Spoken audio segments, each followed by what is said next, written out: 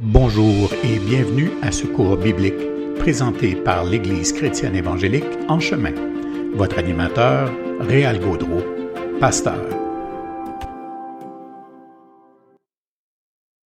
Bonne journée à tous. Aujourd'hui, jeudi le 30 mars de l'an 2023, donc bienvenue à cette 10e séance de ce cours, la doctrine de Dieu. Donc, ça me fait plaisir une fois de plus d'être là. C'est un cours, moi, qui me fait beaucoup de bien. L'objectif étant que je soulève l'hypothèse l'Église entre dans une période difficile, potentiellement de persécution, et ça va demander du courage, et de plus en plus de courage pour affronter les vents contraires.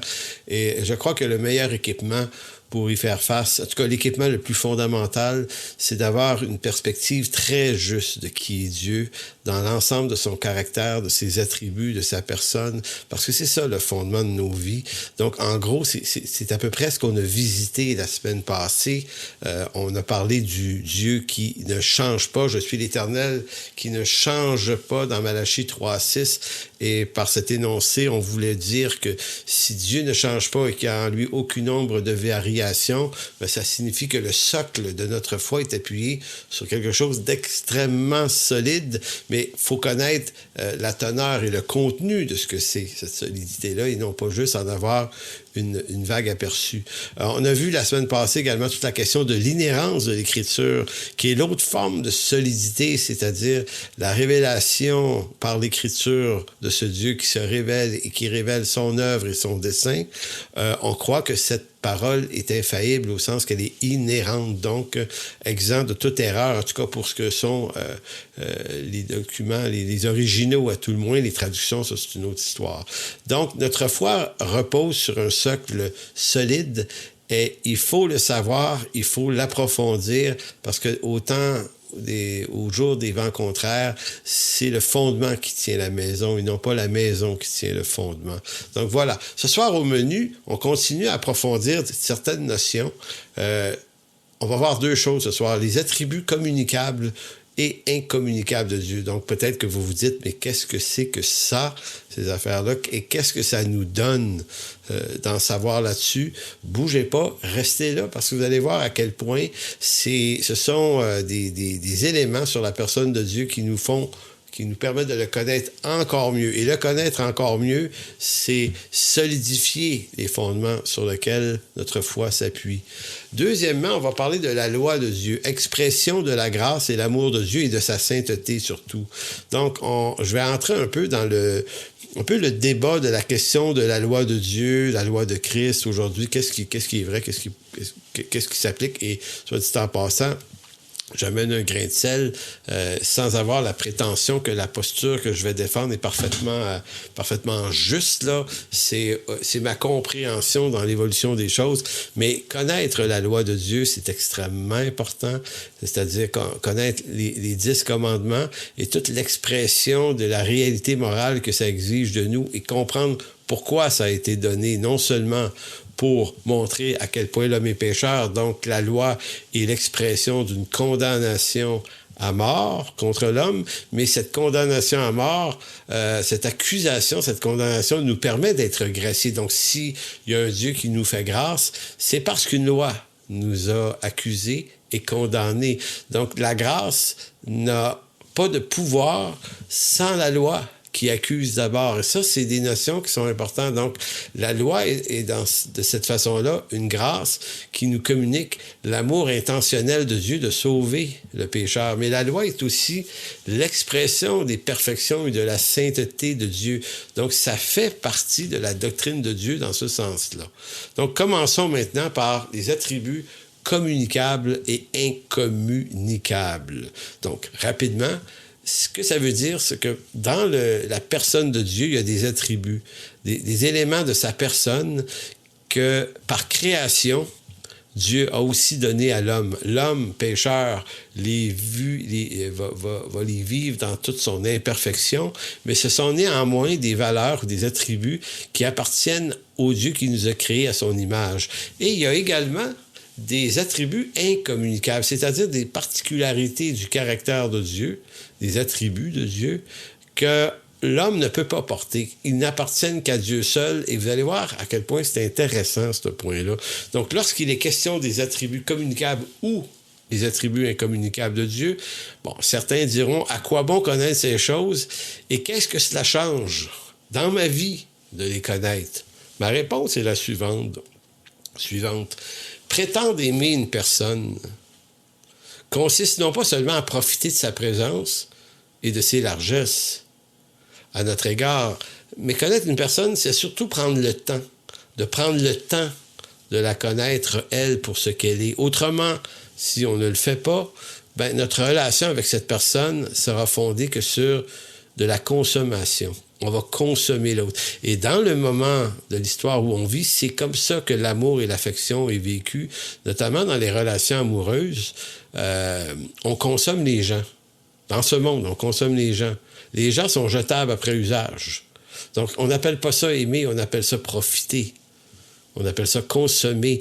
Mais ça, c'est fait au nom qu'on tombe en amour très rapidement, c'est le coup de foudre, on se consomme, puis après ça, si ça ne fait pas, on se sépare. Mais voyez-vous, ça, c'est extrêmement loin de ressembler un tant soit peu à l'amour de Dieu révélé en Jésus-Christ. Maintenant, si on dit qu'on aime quelqu'un, on va aller au-delà de ça et on veut connaître la personne. Donc, de la même façon que c'est vrai ça pour des personnes, des humains, des gens autour de nous, bien, c'est vrai pour Dieu. Prétendre aimer Dieu ne consiste pas seulement à profiter de sa présence, de ses largesses, de ses bénédictions à notre égard, mais c'est aussi et surtout prendre le temps de le connaître, lui, le seul vrai Dieu. Ben oui, parce que c'est... Jean 17,3, la vie éternelle, c'est de le connaître, mais cette vie éternelle nous est déjà commencée en cette vie-ci. Donc, notre appel, en ce moment, c'est pas juste de parler de lui, d'évangéliser, de faire des disciples et de faire des églises, c'est de le connaître. Maintenant, le connaître, ça signifie qu'on doit arrêter de juste être des profiteurs de bénédiction et s'arrêter et scruter l'Écriture en profondeur. Et vous allez vous rendre compte ce soir qu'il y a plein de choses que l'Écriture dit qu'on ignore parce qu'on ne la scrute que très peu dans notre temps. On se contente de la fête, de la consommation de la bénédiction et non pas d'un amour véritable pour Dieu qui consiste à arrêter de partir et s'asseoir et dire « Moi, je vais essayer de comprendre, connaître aussi loin que je puisse le faire intellectuellement et aussi loin que l'Écriture peut m'en dire, je vais connaître Dieu. » D'ailleurs, Jésus avait dit dans Jean 14, 21, « Celui qui a mes commandements, mes commandements, ma loi, mes paroles, celui qui a mes commandements et qui les garde, c'est celui qui m'aime. Et celui qui m'aime sera aimé de mon Père. Je l'aimerai et je me ferai connaître à lui. » Je ne sais pas si vous voyez la portée de ce texte-là. Donc, Jésus ne dit pas celui qui m'aime, c'est celui qui chante des cantiques tout le temps. C'est celui qui me prie. Oui, quand on prie puis qu'on chante des cantiques, on montre notre affection pour Dieu, mais sur le plan des sentiments et de l'émotion. Mais Jésus va beaucoup plus loin. Mes commandements, ceux qui m'aiment gardent mes commandements. Donc, c'est pas juste quelques affaires. Ça signifie qu'on étudie l'Écriture, puis on a un intérêt pour sa personne. C'est ce que Jésus dit. Donc, celui qui a mes commandements et qui les garde, c'est celui qui m'aime. C'est celui qui montre par cette attitude, cette intention, son amour pour moi. Et celui qui m'aime, donc de cette façon-là, sera aimé de mon Père. Je l'aimerai et je me ferai connaître à lui. Donc, l'élément le plus important au départ d'une relation avec Dieu, c'est le connaître lui par sa parole. On chantera des cantiques après, là, ou pendant, mais on ne peut pas substituer l'importance de l'Écriture et de son étude au nom de la fête seulement. Et en passant, je ne suis pas contre la fête non plus. Je veux juste mettre les choses dans l'ordre. Donc, commençons par les attributs incommunicables de Dieu. Il importe de faire la distinction entre les attributs qu'on dit communicables et ceux qui sont incommunicables. Un attribut communicable, c'est une qualité, une particularité du caractère de Dieu qui peut être transférée, un peu à la manière d'une maladie. Tu sais, il existe des maladies transmissibles puis des maladies non transmissibles. Tu sais, une grippe, c'est transmissible, mais on peut avoir une maladie les gens peuvent vous toucher, puis vous ne pouvez pas leur donner cette maladie-là. Donc, c'est un peu ça, là, des affaires qui sont communicables, transmissibles, et d'autres qui sont non communicables ou non transmissibles. Donc, c'est ce qu'on parle, c'est ce dont il est question ici. Et je m'inspire d'une phrase de R.C. Sproul qui va dire, à l'inverse, un attribut incommunicable, il va dire, si un attribut communicable peut être transféré à la création de Dieu par Dieu. À l'inverse, un attribut incommunicable ne peut être transféré. Ceux que l'on observe en Dieu ne peuvent donc pas se trouver chez des êtres humains. Donc, Dieu ne peut pas nous transférer, par exemple, il ne peut pas nous transférer son acéité, son immutabilité et son infinité. Donc, on va voir ces trois éléments-là. L'acéité de Dieu, l'immutabilité de Dieu et l'infinité de Dieu. Donc, c'est ce qu'on appelle trois des attributs incommunicables de Dieu. Donc, ça veut dire ça qu'on n'est pas bâti pour être capable d'être habité par ces qualités-là. L'acéité de Dieu, j'en ai parlé la semaine dernière, vous vous souvenez, ça signifie que Dieu est indépendant, c'est-à-dire que le fondement de son existence est en lui-même. Dieu est sa propre cause. Et attention, on ne peut pas dire que Dieu s'est créé lui-même. Dieu ne subit pas de création, c'est-à-dire qu'il existe par nécessité de son être propre et donc existe nécessairement. Par contre, l'homme n'existe pas nécessairement. Il existe si Dieu le veut. Donc l'homme existe par une cause qui le devance. Donc, vous voyez, on peut pas posséder l'acéité de Dieu parce que pour ça, il faudrait n'avoir ni début ni fin. Donc, Dieu ne peut pas nous la communiquer. Il peut nous donner la vie éternelle qui, elle, s'étend pour l'éternité, mais on n'a pas la vie éternelle avant notre existence. Nous, on a vraiment un début. Contrairement à Dieu qui, lui, par l'acéité, ne connaît pas de début. Le deuxième point dans les attributs incommunicables, c'est l'immutabilité de Dieu. Si vous décomposez le mot, là, il y a le mot mutation dans immutabilité. Des mutations, ça veut dire, c'est des transformations, des changements. Donc, l'immutabilité de Dieu est nécessairement concomitante à son acéité. Concomitante veut dire, elle l'accompagne.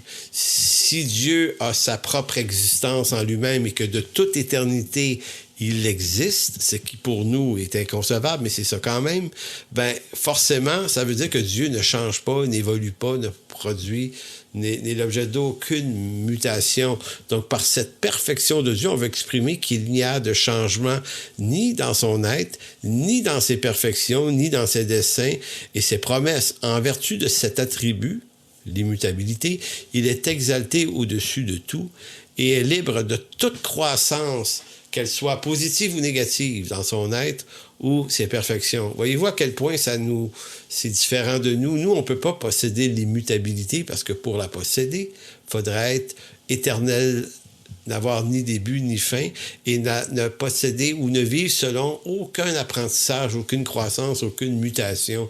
Sauf que le problème, c'est que nous sommes continuellement en mutation, non pas au sens de la théorie de Darwin, mais au sens que nous naissons, nous grandissons, nous apprenons, nous avons des croissances positives, négatives, on peut aller mieux, on peut aller moins bien.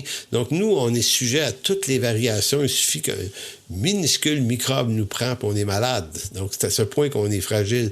Mais donc on ne possède pas l'immutabilité de Dieu. Mais en Dieu, en tant que perfection absolue, amélioration et détérioration sont l'une et l'autre impossibles en lui. L'immutabilité divine ne devrait pas être comprise comme de l'immobilité. C'est intéressant parce que on pourrait dire Dieu est tellement parfait, tellement éternel, il n'y a tellement ni début ni fin qu'il devient comme lointain. En fait, non. Dieu est en mouvement au milieu de sa création. La Bible nous enseigne que Dieu est en communication multiple avec les hommes, comme s'il vivait leur vie avec eux. Il y a changement autour de lui, dans les relations ou dans ses relations avec les hommes, il lui met aucun changement dans son être, ses attributs, son dessein, ses motifs d'action ou ses promesses. Donc, l'Éternel ne change pas, il y a juste nous qui changeons. Donc, c'est pour ça que l'immutabilité, on ne peut pas nous habiter. Un troisième et dernier point sur les attributs incommunicables, c'est l'infinité de Dieu. Ici, par infinité, on ne veut pas simplement dire que Dieu n'a pas de fin, c'est-à-dire qu'il n'y a pas de début, pas de fin. Ça inclut sans doute cette idée-là, mais par infinité, nous voulons signifier que Dieu n'est pas du tout limité. Il est limité par rien. Il est Dieu.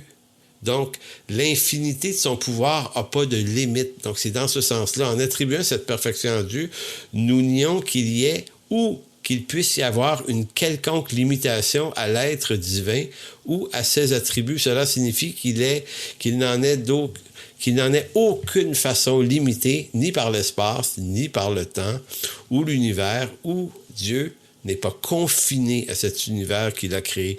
Donc, si Dieu peut être présent dans sa création et en gérer selon sa bienveillance, selon sa providence, par sa souveraineté, il peut gérer tout ce qui se passe. Les lois de la physique dans l'univers, tout ça font partie de sa création.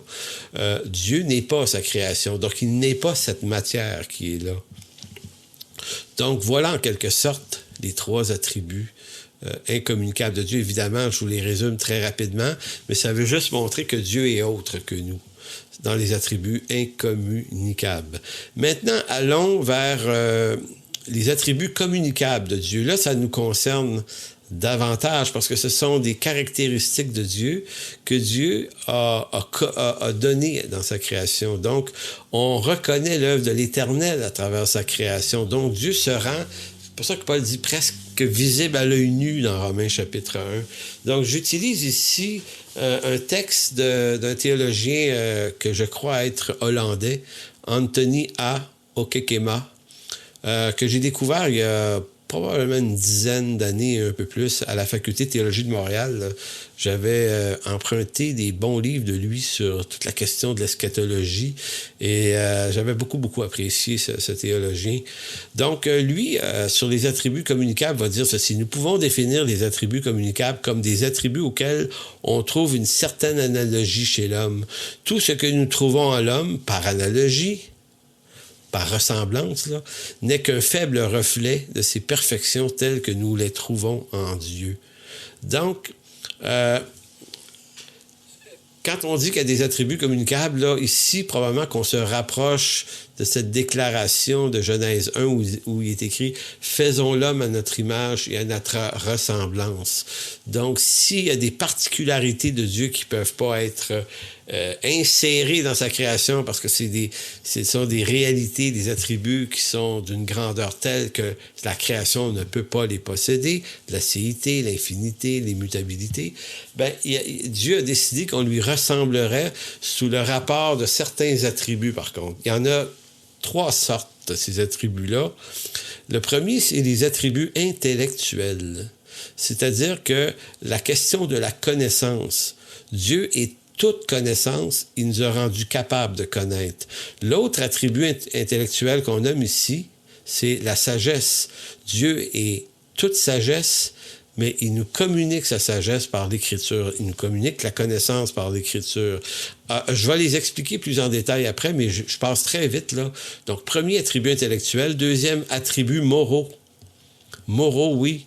La bonté, l'amour, la grâce, miséricorde, patience, la vérité, la sainteté, la droiture, tous ces attributs moraux-là qui sont dans leur perfection en Dieu, nous sont également communiqués en cette humanité. Donc, nous pouvons être porteurs de bonté, d'amour, de grâce et de miséricorde aussi. En cela, nous ressemblons à Dieu malgré l'imperfection de notre condition, évidemment. Et la troisième famille d'attributs communicables, ce sont les attributs volitifs. Volitifs qui sont du domaine de sa volonté. Donc, Dieu possède une volonté souveraine. Il possède également un pouvoir souverain. Maintenant, Dieu nous fait participer à sa volonté.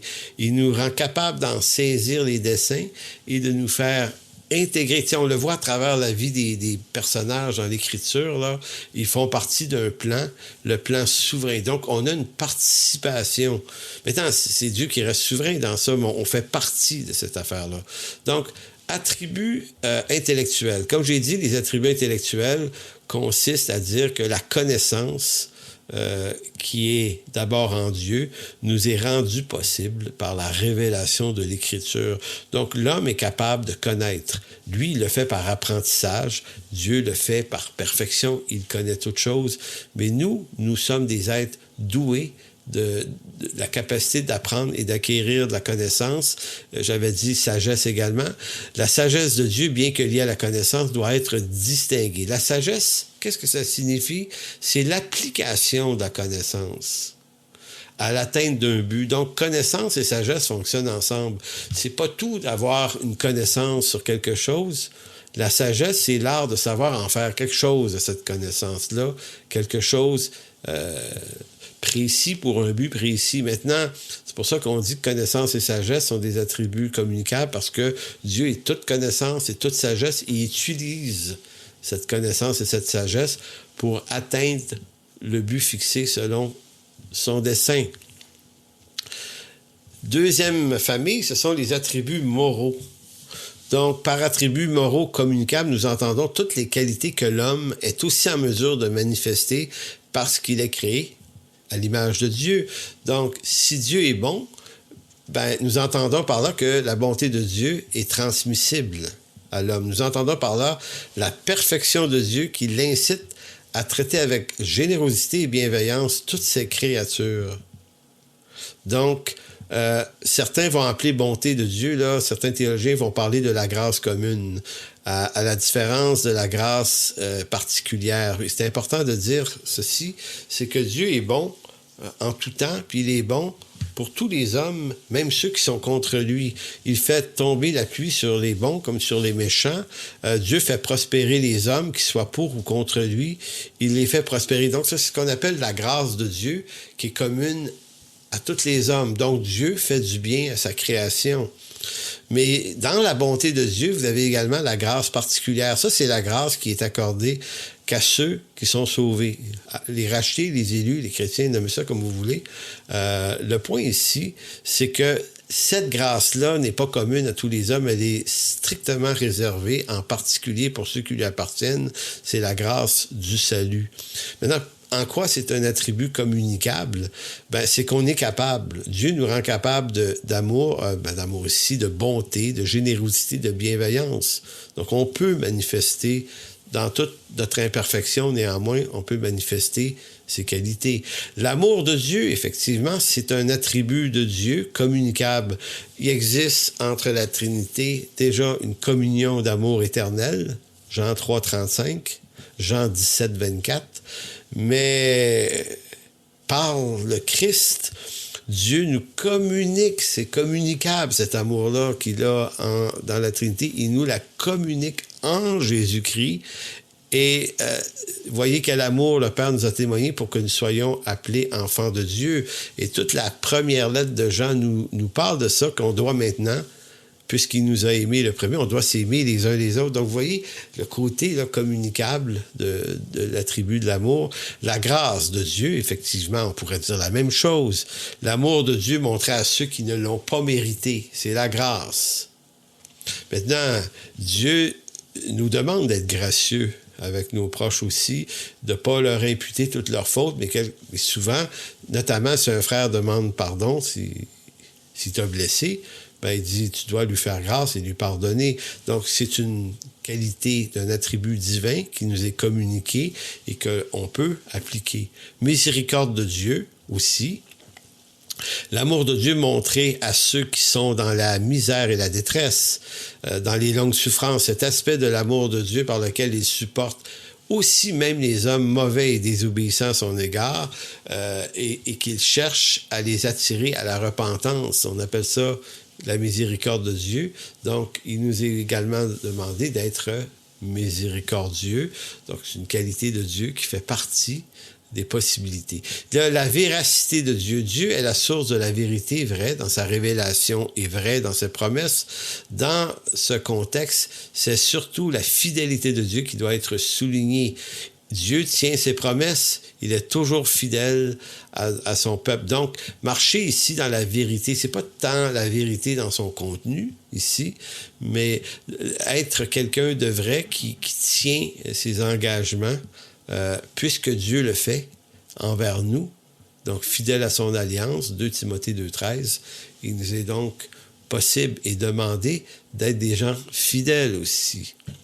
La justice de Dieu également. Ça, c'est le dernier des attributs communicables, les attributs moraux. La justice de Dieu, l'idée de base de la droiture est celle d'être conforme à une règle ou à une loi. Dieu peut donc être appelé juste parce qu'il agit selon la loi. Non pas une loi au-dessus de lui, mais une loi qui est en lui. Donc, il est lui-même l'auteur de la loi. Par justice, recteur de Dieu, nous entendons la rectitude de Dieu en tant que chef de l'univers, en particulier de ses créatures morales.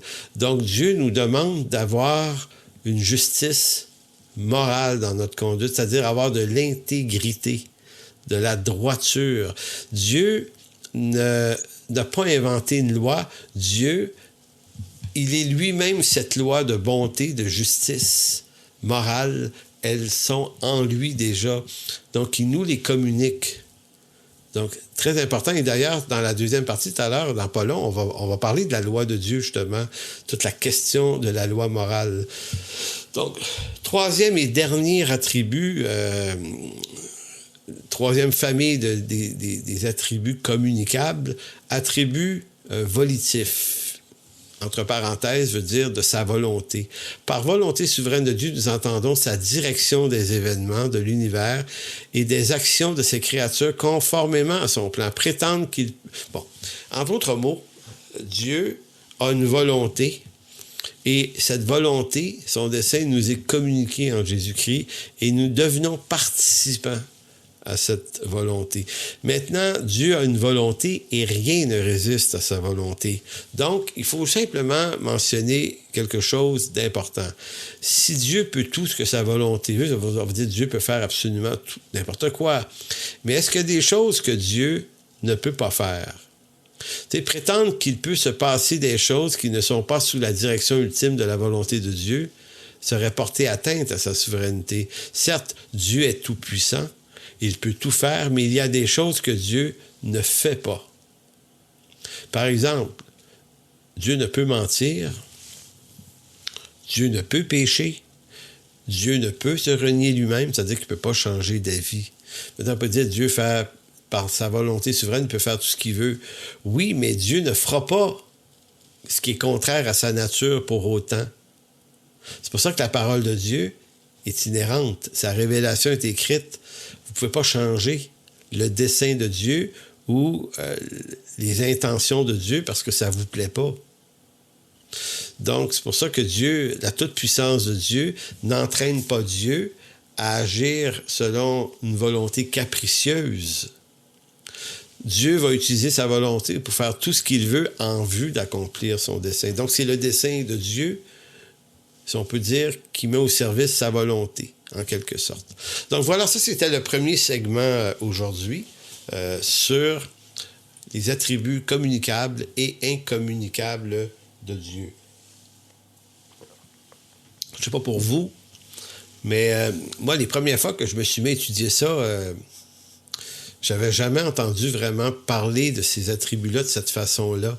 Je me posais pas la question et à partir du moment où j'ai entendu ça, c'est venu enrichir quelque chose dans mon affection pour Dieu, ma confiance en lui. C'est venu renforcer le fondement de ma foi en sa parole. Puis j'ai trouvé ça vraiment important. Puis j'espère que c'est ce que ça peut faire pour vous donner de l'assurance devant lui et devant sa grandeur. Parlons maintenant de la loi de Dieu, qui est un sujet complexe. J'ai hésité avant d'embarquer dans ce sujet-là, puis après ça, je me suis dit non, la loi de Dieu, ça fait partie de qui Dieu est. Dieu n'a pas inventé une loi. Dieu, il est sa propre loi en lui-même. Donc, bien que Dieu ne dépende de personne ni d'aucune force extérieure à sa personne pour exister, et pour être qui il est, Dieu n'agit pas à la manière d'un électron libre. Donc, les lois de Dieu qui interviennent dans l'Écriture ne sont pas des inventions temporaires ou des initiatives temporaires pour établir sa relation avec Dieu ou pour corriger des trucs à mesure que ça avance. Un peu comme nous, là. Dans nos parlements, ce qu'on fait, c'est qu'on a des codes légaux, des chartes, des chartes de nos pays, des constitutions. Ils sont en mouvance, nos constitutions, ils changent, nos tribunaux, nos gouvernements vont ajouter de nouvelles lois, mais ce sont toujours des lois qui s'ajustent à de nouvelles réalités. Mais Dieu, lui, ses lois sont éternelles, elles ne changent point. Elles n'ont pas été inventées à cause de l'existence de l'homme. Elles sont déjà par nature les valeurs qui habitent Dieu. C'est intéressant. Ésaïe 40, verset 8, « L'herbe sèche, la fleur tombe, mais la parole de notre Dieu subsiste éternellement. » Donc la parole, la déclaration, le discours de Dieu, donc que ce soit dans sa loi, que ce soit dans les 10 commandements ou dans tous les autres préceptes qui puissent exister, ce sont des lois éternelles. Évidemment, on pourra parler du sacerdoce, qui est une initiative qui avait pour vue de montrer à travers le sacerdoce d'Aaron, il y a des lois dans ça, mais qui pointaient vers Christ. Donc, le sacerdoce de Christ, cette intention salvifique de la part du Fils, rentre dans les réalités et le dessein éternel de Dieu. Psaume 119, verset 89, « À toujours, ô Éternel, ta parole subsiste dans les cieux. » Donc, à toujours, ô Éternel, ta parole subsiste dans les cieux. De génération en génération, ta fidélité subsiste. Tu as fondé la terre et elle demeure ferme, car c'est d'après tes lois que tout subsiste aujourd'hui, car toutes choses te sont assujetties.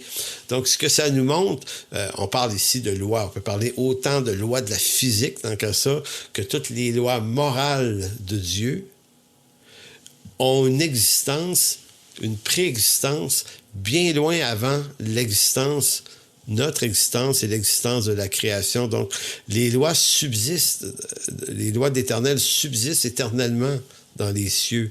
Donc, pourquoi le dire? C'est parce que ça vient donner une valeur à ce Dieu. Et les lois, notamment les lois morales, viennent établir la sainteté de Dieu, la pureté de Dieu. Donc, la loi de Dieu est préexistante à sa création ou à la création de l'univers et de l'homme. Voilà pourquoi nous disons que Dieu n'est pas un électron libre qui invente des lois et des principes pour s'ajuster aux circonstances de la réalité humaine. En fait, ce sont les circonstances qui s'ajustent toujours à son dessein éternel, comme nous l'avons vu dans les attributs incommunicables et communicables de Dieu. Dieu est régi par un caractère, par des lois, par des attributs qui définissent sa personne, qui définissent, qui nous expliquent qui il est. Ce serait peut-être mieux dit comme ça. C'est là une façon de dire que Dieu n'invente pas des lois et des procédés à mesure que des situations se présentent dans l'histoire. Si Dieu est amour envers nous, c'est d'abord qu'il est amour de toute éternité. Si Dieu agit de manière juste avec nous, s'il est un Dieu juste, c'est parce qu'il est juste de toute éternité. La loi de Dieu ne fait pas qu'être une loi pour Dieu dans son rapport avec les hommes. Dieu fonctionne à l'intérieur de lois qui sont justes et qui à la fois manifestent son amour et sa bonté. Et j'aime de plus en plus comprendre la loi comme étant une grâce qui nous est donnée en Jésus-Christ. Donc la loi mosaïque dans le dessein de Dieu. Il importe de parler de la loi mosaïque et notamment les 10 commandements pour montrer la sainteté de Dieu et se replacer sous les enjeux moraux de cette loi. Et là, c'est ici là, qu'on se perd en conjoncture. Il y a différentes postures là-dessus. Certains vont dire, on n'est plus sous la loi de Dieu au sens moral des 10 commandements. On est sous la loi de Christ. Et là, ça devient... Moi, personnellement... je trouve que ça se ressemble, puisque Christ est en Dieu, que vous dites loi de Christ ou loi de Dieu, on est pas mal dans la même affaire. De toute façon, parce que la loi de Christ, qui est reprise dans la lettre aux Galates, c'est une expression de Paul à quelques reprises dans ses lettres, la loi de Christ. Il dit, on n'est pas sans loi, bien qu'on est sous la loi de Christ. Maintenant, si vous regardez la loi de Christ, c'est-à-dire tous les commandements qui sont donnés par Jésus-Christ, il y en a quand même pas mal, vous allez remarquer que tous les commandements, les 10 commandements sont également repris. Peut-être à l'exception du sabbat, dont il est l'accomplissement. C'est le sabbat, c'est lui. Mais pour le reste, voler, tuer, convoiter, bref, tout ce que dit la loi est repris textuellement dans le Nouveau Testament. Donc, quand des gens vont dire on n'est plus sous la loi, c'est pas sous le rapport moral, parce que ce qui est vrai, ce qui est juste moralement parlant, dans l'Ancienne Alliance, l'est toujours dans la Nouvelle Alliance, et l'était même avant la loi de Moïse. C'était mal de tuer, de toute façon, c'était mal de convoiter.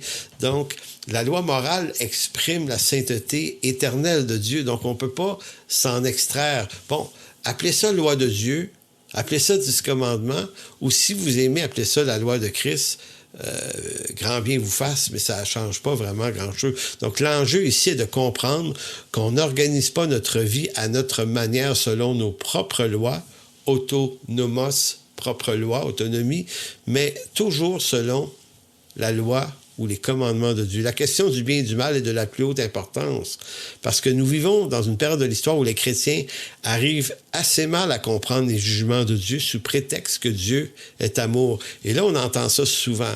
Si Dieu est amour, là, qui suis-je? Qui suis-je pour juger mon frère qui a fait tel mal? Moi, je suis un pécheur aussi. Donc, c'est comme si on se faisait nous-mêmes le juge de l'autre par une justice très gracieuse, qui normalement devrait être condamné si la chose est condamnable. Mais on se dit, de mon point de vue, je suis trop pécheur pour pouvoir juger la chose. On va parler de ça. En délaissant la loi de Dieu, nous nous inventons notre propre définition du bien et du mal, et nous le faisons sous l'influence des valeurs passagères philosophiques de ce monde perdu. Maintenant, quelle faute posons-nous lorsque nous faisons ça? Lorsque nous tassons la loi de Dieu et que nous réinventons les trucs au nom de l'amour de Dieu, la loi de Christ, c'est de s'aimer les uns les autres, et on décide qu'il y a juste ça qui a de la valeur, ben, on arrive à ne plus être capable de juger soi-même, sinon qu'on réinvente des jugements qui sont contraires à la volonté de Dieu. Et c'est exactement, si vous retournez dans Genèse 3.5, c'est exactement ce que le malin proposait à Ève. Il dit, mais Dieu sait où le jour où vous mangerez du fruit de l'arbre de la connaissance du mal, vos yeux s'ouvriront et vous serez comme Dieu, connaissant le bien et le mal. Donc, le piège du péché, c'était de faire de nous des hommes et des femmes autonomes, donc qu'allions nous réinventer nos lois. Le bien et le mal, au point même que le bien devient mal, le mal devient bien, ce qui est une abomination. Donc, je ne sais pas si vous saisissez qu'on doit avoir devant les yeux les commandements de Dieu, les commandements moraux de Dieu, et apprendre à vivre en accointance, en phase avec ces commandements, puisqu'ils sont toujours vrais, même si nous ne sommes pas sous la loi de Moïse, sous le rapport du salut et de la rédemption, puisque le salut est une grâce. Les Juifs croyaient mériter le salut, devenir juste par l'accomplissement de la loi. C'était une erreur parce que la loi condamnait l'homme. En fait, elle montrait sa condition pécheresse. Donc, elle avait pour but de conduire à Christ. La loi agissait dans Galates, chapitre 3, me semble. La loi était un pédagogue pour nous conduire à Christ. Donc, il nous fallait la loi pour nous condamner. Maintenant qu'elle nous a condamnés et que Christ, maintenant, nous a justifiés, est-ce que nous dirions, ben, elle est complètement inutile, on n'a plus besoin de ça? Par instruction, non, parce que la loi demeure juste. Donc, c'est pas parce qu'on est sauvé qu'on ne pourrait pas voler, tromper, convoiter, tuer, et ainsi de suite. Donc, on doit s'en remettre à l'instruction de la loi, non pas en vue d'une justification, mais en vue d'une instruction morale. Maintenant, si vous dites, non, on n'est plus sous cette loi-là, on est sous la loi de Christ, ben, consultez les différents éléments de la loi de Christ, notamment dans le Sermon sur la montagne et partout ailleurs, et même repris dans les lettres de Paul, vous allez voir que ce sont les mêmes lois. Et même, je dirais que Christ ajoute une couche d'exigence quelquefois.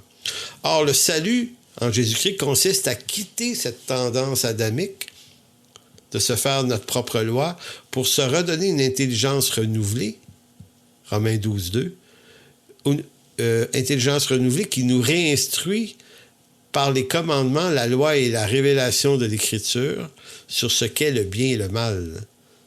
Donc, votre conscience, ma conscience, doit être nourrie, réinstruite après mon salut, parce que j'ai une conscience. Déjà, avant mon salut, je sais faire la différence entre le bien et le mal, mais probablement que ce bien et ce mal-là est contaminé par la condition pécheresse et les philosophies passagères. Maintenant, qu'est-ce qui va restructurer ma conscience pour la faire réagir au mal et au bien, mais selon Dieu?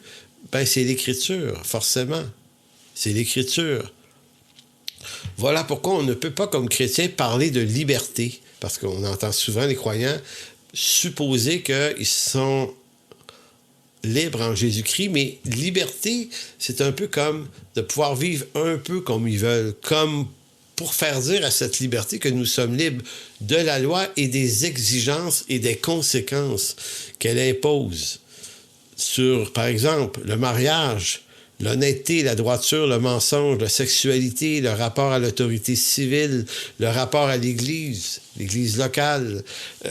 Écoutez, la liberté, là, ça ne nous amène pas à négliger nos mariages, l'honnêteté, la droiture, le mensonge et tout ça.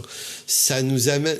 La vraie liberté, c'est pas de pouvoir faire ce qu'on en veut de ces choses-là, c'est de pouvoir les honorer tel que Dieu nous appelle à les honorer. Donc, c'est pas être libre de faire ce que je veux, c'est d'être libre pour servir Dieu selon sa volonté. Donc, ce n'est pas notre liberté de penser qui réinvente les exigences de Dieu en ces choses, mais l'acquisition d'une nouvelle liberté en Christ qui nous libère de l'esclavage du bien et du mal en Adam pour se soumettre à Dieu, selon sa parole, par sa grâce. Ça sera toujours imparfait. Là. Je ne suis pas en train de vous dire on va devenir très, très bon, très, très parfait, on va réussir, on va être extraordinaire.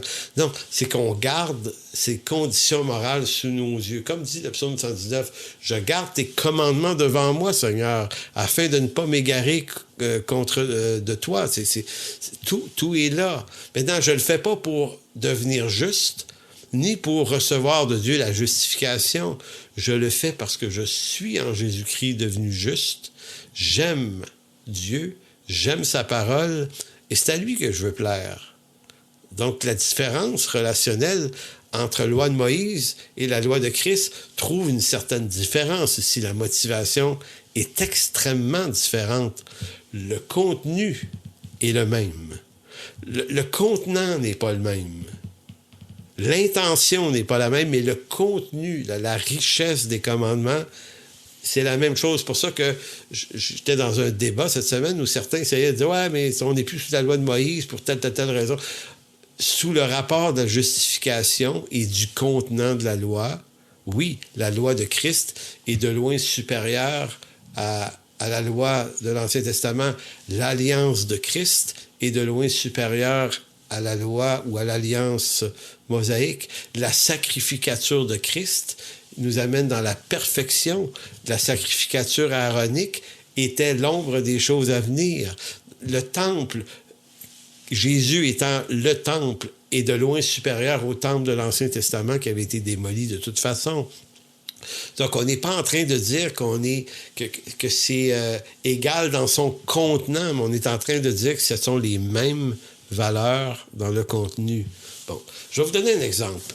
Parce qu'ils ne savent pas comment régler ou réagir devant les différents lobbies philosophiques ou morales de ce monde, parce qu'il y a toutes sortes de lobbies qui font pression sur les gouvernements, qui font pression sur la société, sur l'Église. Tu sais, les lobbies qui défendent le droit des homosexuels, la question de l'homosexualité, la question de l'euthanasie. Là, on rentre dans des conditions morales. C'est pour ça que je prends ces exemples-là. Parce que beaucoup de chrétiens ne savent pas trop comment réagir devant ces lobbies. Vont essayer de se trouver une posture pour éviter de juger les choses, pour se tenir loin de ces sujets-là, pour ne pas avoir de problème, par peur de rejet peut-être, par peur de persécution. Donc, pour éviter, qu'est-ce qu'on aurait tendance à faire? C'est, on regarde ces affaires-là, puis on se dit, ben, je vais choisir d'en penser rien. Parce que je suis aussi un pécheur, donc qui suis-je, moi? Qui suis-je pour juger ces gens-là. Je suis tout autant pécheur qu'eux. Donc, c'est comme si ma condition pécheresse m'enlevait le droit d'en penser quelque chose. Réalisez-vous que si vous dites ça, vous venez de vous faire législateur. Vous décidez que c'est la hauteur de votre condition morale qui établit le jugement ou le non-jugement sur la condition morale. Mais écoutez, je vais tout de suite faire une parenthèse. Soit dit en passant, puis si on touche à l'homosexualité en particulier, parce que c'est très chatouilleux, moi, personnellement, là, sur le plan civil, ça ne me regarde pas. L'orientation sexuelle des gens, c'est quelque chose qui ne m'appartient pas. J'ai jamais envie, moi, d'imposer à des gens mon style de vie. Moi, je suis un croyant, je crois au mariage entre un homme et une femme. Maintenant, moi, je n'ai pas imposé ça à personne. Et ce que les gens choisissent de faire avec leur corps, leurs relations, leurs ambitions, leur affection, je considère que ça ne me regarde pas. Maintenant, ça ne signifie pas que j'en pense rien pour autant. J'en pense quelque chose, mais ça ne me regarde pas. Par contre, si on me demandait ce que j'en pense, ben, je pourrais exprimer mon opinion, mais je ne l'exprimerais pas en disant ben, j'aime mieux pas la dire parce que qui suis-je pour juger ces gens-là? Mais en fait, qui suis-je pour juger ces gens-là? Ben, c'est comme si je disais c'est mon standard, mon niveau moral à moi qui établit la règle. Savez-vous que c'est ça l'erreur en réalité. Bien que ça ne me regarde pas ce qu'ils vivent, je peux quand même en penser quelque chose, et ce même si je suis pécheur. Donc je ne peux pas annihiler mon opinion, comme si je ne devais pas en avoir. Ça fait aucun bon sens. Et notamment, là où ça devient important, c'est surtout pour, comme Paul va dire dans 1 Corinthiens 5, si ma mémoire est bonne, chez ceux qui se disent frères, il dit ceux qui se disent en frères vivent dans ces genres de dissolution, ben Paul va aller aussi loin que dire de même pas manger avec eux. Maintenant, Paul dit pas ils se disent frères, ils vivent dans la dissolution, mais qui suis-je pour juger ces gens-là? Moi aussi, je suis un pécheur. Paul est un pécheur, mais il annule pas son jugement pour autant. Pourquoi il l'annule pas? Voici la raison. Ce raisonnement, en fait, est faux. Il est faux parce que ce n'est pas ma condition de pécheur qui annule le commandement de Dieu. Ce n'est pas mon niveau de difficulté morale, mes faiblesses, qui peuvent établir le standard de ce qui est juste devant Dieu. Voyez-vous l'idée? Que je sois pécheur plus ou moins, ça ne change rien à ce que, au jugement sur un comportement moral déficient par rapport à l'Écriture. Pourquoi? Parce que c'est le jugement, c'est la loi de Dieu qui juge les choses et non pas moi. Donc, quand je dis que moi, je ne peux pas juger au nom de ma condition, je me fais juge au nom de mon niveau moral. Écoutez, c'est une hérésie, mais qui est tenue par énormément de gens. Donc, la réalité, c'est quelle est la source d'information qui va m'instruire sur le bien et le mal? Ben, c'est la loi de Dieu. C'est pas ce que j'en pense, c'est pas ce que mon gouvernement en pense, c'est pas ce que nos tribunaux en pensent, c'est pas ce que les lobbies en pensent, c'est la loi de Dieu. Maintenant, la loi se sépare en 3 parties, et je fais ça très vite pour pas mettre trop de temps là-dedans. En Israël, et c'est là des fois que vient un peu la confusion, la loi qu'on dit la loi de Moïse, incluait la loi morale, la loi cérémonielle et la loi civile. Donc, il y a comme 3 catégories.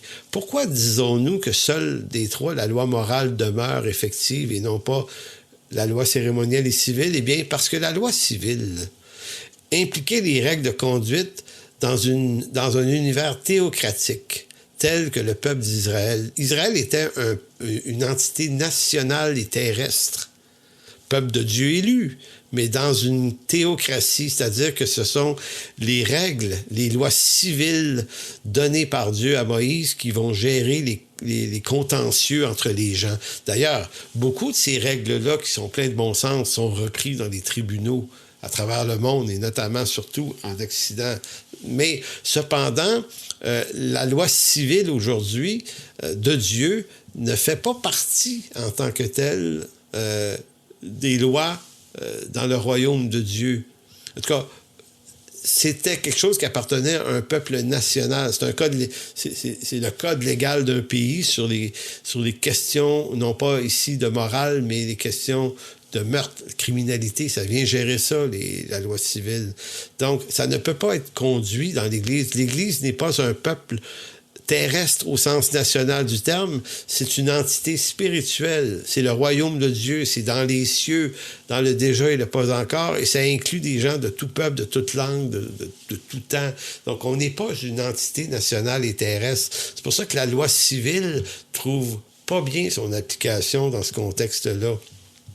La loi cérémonielle, elle, c'est plus évident encore, impliquait toutes les règles reliées au sacerdoce lévitique et les sacrifices, le temple, qui étaient l'ombre des choses à venir, choses qui trouvent leur plein accomplissement dans le sacrifice de Christ, qui lui-même est le temple, le sacrificateur, il est le sacrifice, il est le sabbat, il est toutes ces choses. Donc, pourquoi on n'est plus sous les lois cérémonielles? Bien parce qu'on n'offre plus de sacrifices d'agneau, de bœuf et de n'importe quoi. Là. On ne va plus au temple.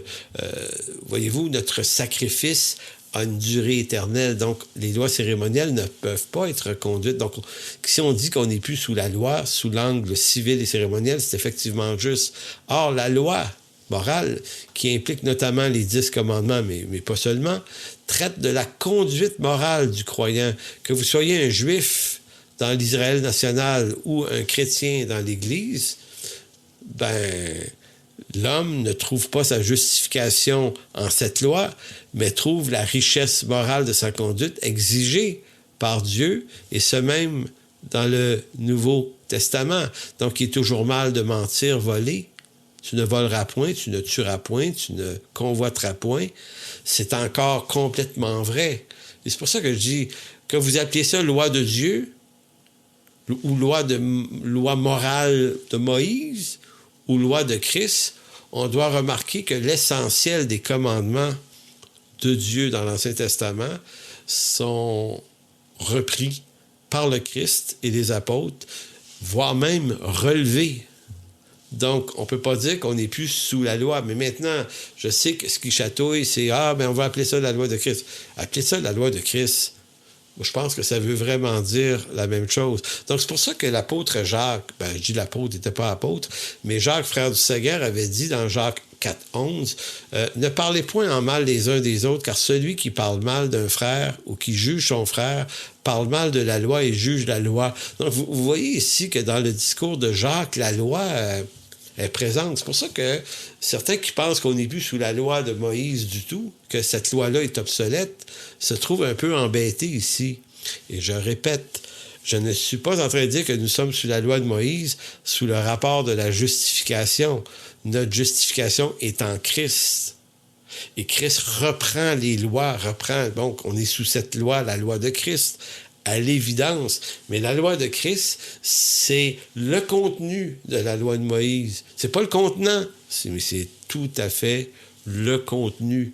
Donc, c'est pour ça que les apôtres vont nous dire à la fois qu'on n'est plus sous la loi, mais qu'à la fois on l'est. La loi nous justifie pas, mais comme Paul dirait dans Romains 7, mais la loi est bonne, elle est pure, elle est juste. Donc, si tu parles en mal d'un frère, tu ne parles mal de la loi. Ou si tu juges la loi, tu n'es pas observateur de la loi, mais tu en es juge. Un seul est législateur et juge, c'est celui qui peut sauver et perdre, mais toi, qui es-tu qui juge le prochain? Donc, à première vue, on a l'impression que Jacques ne voulait pas qu'on juge rien.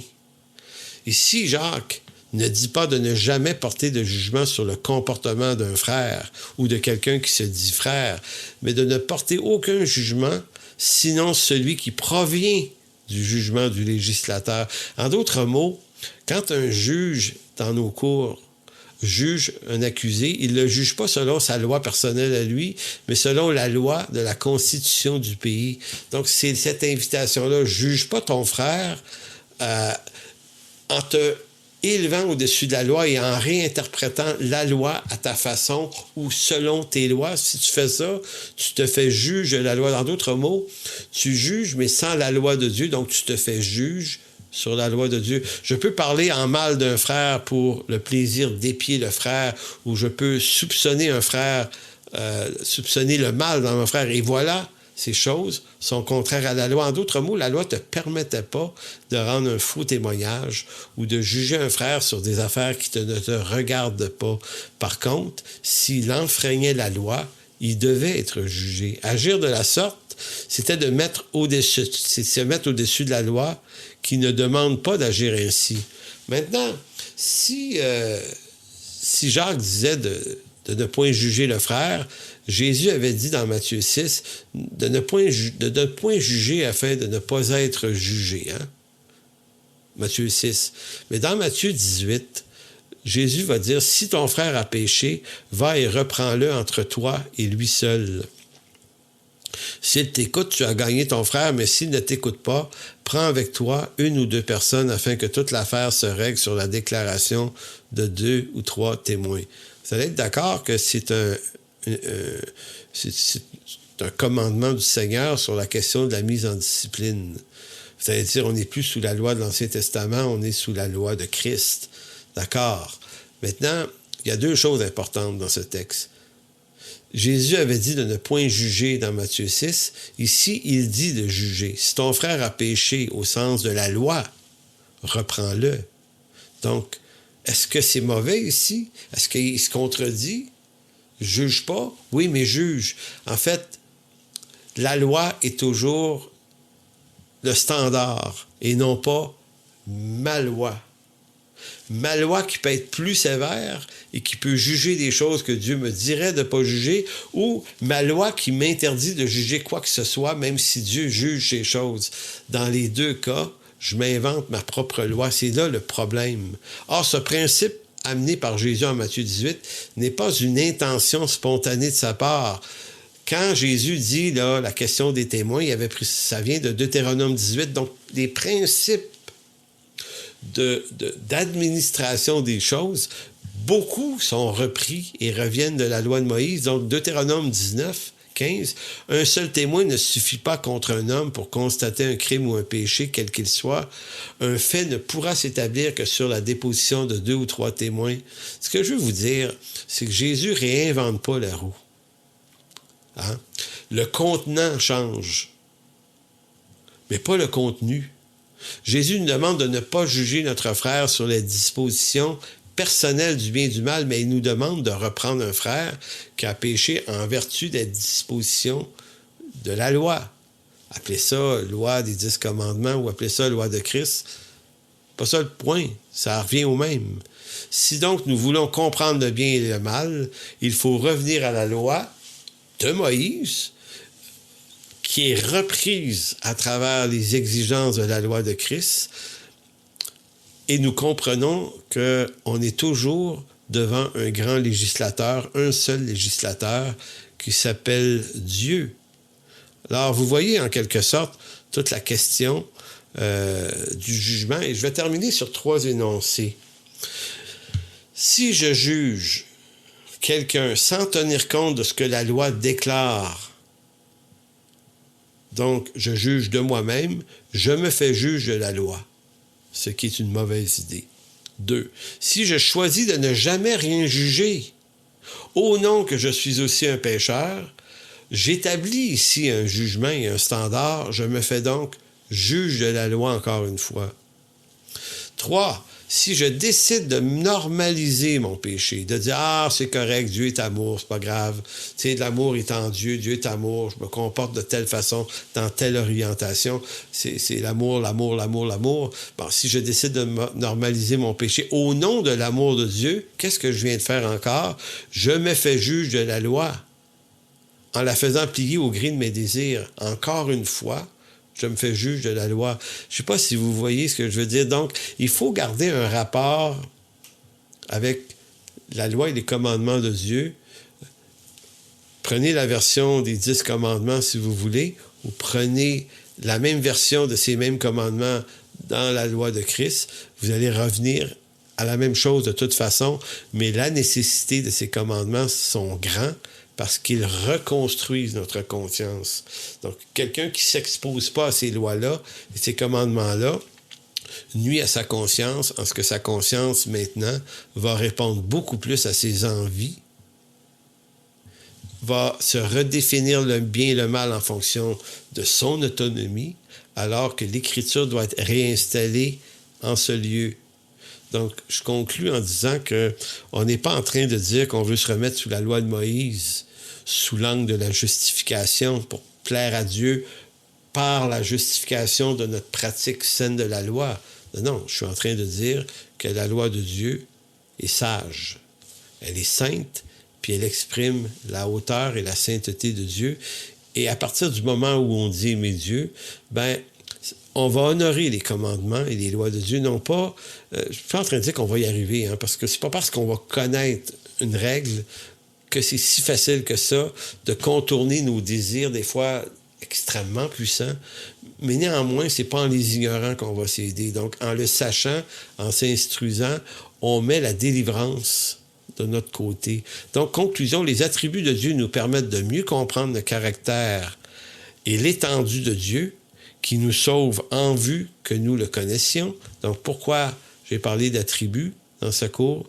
Parce que les attributs constituent une partie du fondement de notre marche avec Dieu. Le deuxième point, la loi de Dieu expose sa sainteté. Non, la loi ne s'oppose ni à l'amour ni à la grâce. On va voir ça la semaine prochaine. La loi est l'expression même de l'amour de Dieu, parce que sans loi qui nous condamne, il n'y aurait pas eu de grâce et de salut qui nous sauve. Voilà toute l'expression de l'amour de Dieu, que ce soit en son amour, en sa grâce, ou par l'expression de ses exigences. Donc, écoutez, que la grâce de Dieu vous accompagne. On va se revoir la semaine prochaine. Je crois que ça va être le 6 avril, si je ne me trompe pas. Et d'ici là, portez-vous bien tout le monde. Que Dieu vous bénisse. Pour toute information, n'hésitez pas à communiquer avec nous à info@église-en-chemin.com.